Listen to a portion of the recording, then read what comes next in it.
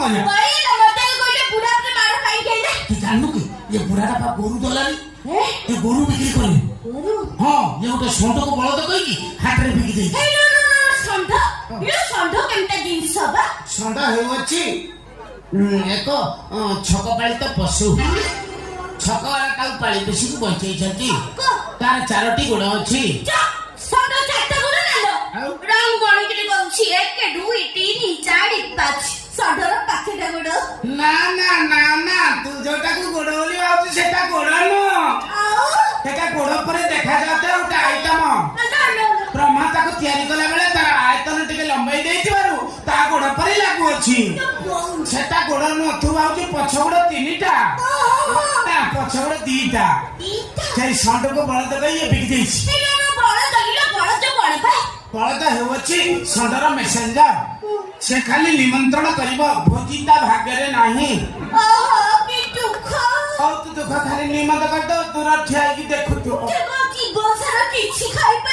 ତା ଭାଗ ନାଇଲ ତା ଜୀବ କାଟି ଦେଇଛନ୍ତି ବା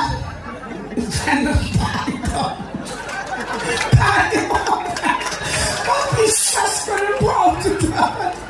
ମତେ କାନ୍ଦ ବାଜି ଏତିକି ହସଣ ସେଠି ବଳଦ କଥା ଚିନ୍ତା କରି ବିଶ୍ୱାସ କର ବୁଝିଲ ସେଇ ଷଣ୍ଢକୁ ବଳଦ ପାଇଁ ବିକି ଦେଇଛି ବିକି ଦେଇଛି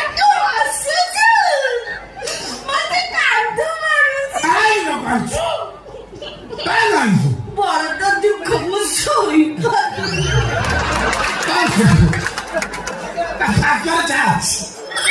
ଉପାୟ କିଛି ନାହିଁ ଜାଣିଛୁ ନା ସେ ଦୈବ ଦଣ୍ଡ ଦେଇଛି କରିବୁ କଣ ଯଦି ସେ ଷଣ୍ଢକୁ ବଳଦ କହି ବିକି ଦେଇଯିବା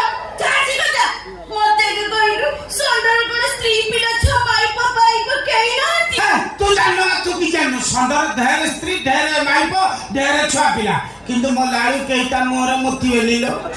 ସେ ବାଉଁଶ ବାଟରେ ପଡିକି ମରିଯିବ ତାର ଅନେକ ମାଇପ ହେଇଥିବାରୁ ଜର୍ସି ଭାବିବ ସିନ୍ଦିରି ଯିବ ସିନ୍ଦିରି ଭାବିବ ଦେଶୀ ଯିବ ଦେଶୀ ଭାବିବ ହଲିଷ୍ଟନ ଯିବ ଚାଣ୍ଡାଳି କେହି ଆସିବନି ଦେଲା ନାରୀ ହେଲା ପରେ ହିସାବରେ ସେ ରହିଯିବ କେହି ଆସିବନି ସେ ବାଉଁଶ ବାଟରେ ପଡି ମରିଯିବ